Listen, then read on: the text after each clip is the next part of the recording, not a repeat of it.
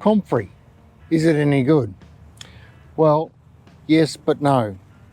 But yes. Depends who you talk to. I was looking around the interwebs before and I found two people who are on either side of the fence. Me personally, I use it. I don't personally know if it's any good.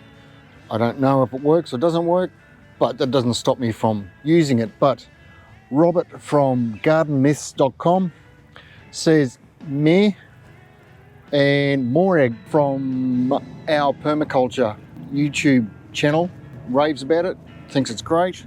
I think it's somewhere in between. It's good, it's not great, it's not the miracle panacea that everybody makes it out to be, but I don't think it's a dud either. I use it primarily in my compost as a compost activator, which you will hear them say. A lot of them say that it has a deep taproot and then draws minerals up from deep in the soil profile. Not sure about that either. Robert seems to suggest that this Comfrey still has a lot of roots that are only 30 odd centimeters deep, and these are a feeding root, so they're not getting minerals up like from really down deep. They're just getting them from the same places nearly every other plant on the planet does. But when I use it in my compost, you'll need a glove. It's quite hairy and some of the hairs get a little prickly, so I wear a glove. Also a hoary knife. You don't know how much, or you don't realise how much you use one of these until you've got one.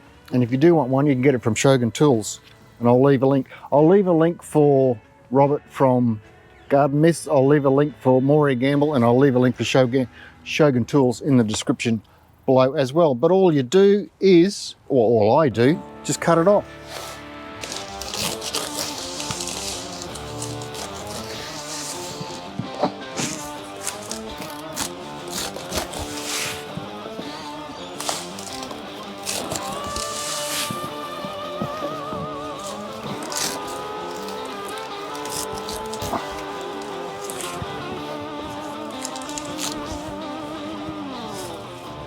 That will regrow quite quickly.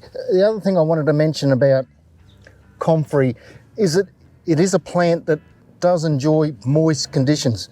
I think in the Northern Hemisphere, in the European countries, wherever it comes from, it will grow beside creeks and ponds.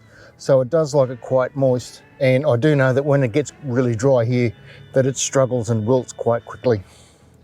But we've had 13, 14 inches of rain here over the last 3 or 4 weeks, and it's growing like mad, and I expect, because the soil's so moist, it will come back and I'll get another harvest out of this as well.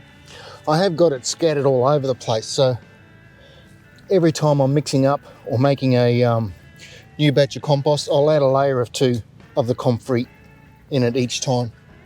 Okay, so this is the bin I'm working on at the moment. It's about 2/3 full, which I can probably show you.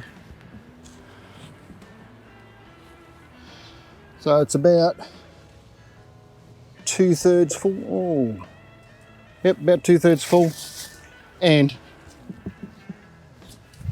I will add most of this.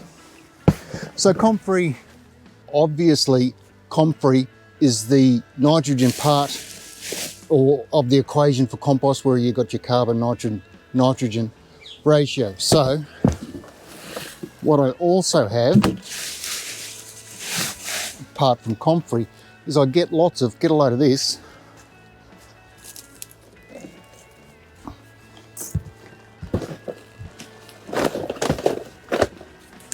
I get lots of egg cartons from work, and I will basically just break them up, which is where the glove comes in handy again.